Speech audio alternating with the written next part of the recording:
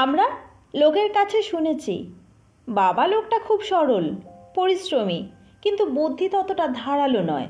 তাছাড়া ছেলেবেলায় তার বাপ মা মরে যাওয়ায় এবং তিন কুলে কেউ না থাকায় খুব কষ্টে মানুষ হয়েছে। তাই লোকটার জন্য আমার একটু মায়া ছিল। মামাবাড়িতে আমরা যদিও যথেষ্ট আদরে মানুষ, তবু আমাদের বিশ্বাস ছিল বাবা এলে আমরা এর চেয়ে 10 গুণ সুখে থাকব। তা এই নিতান্ত সাদামাটা লোকটাকে দেখে আমার স্বপ্নগুলো সব ভেঙে চুরে পড়ে গেল।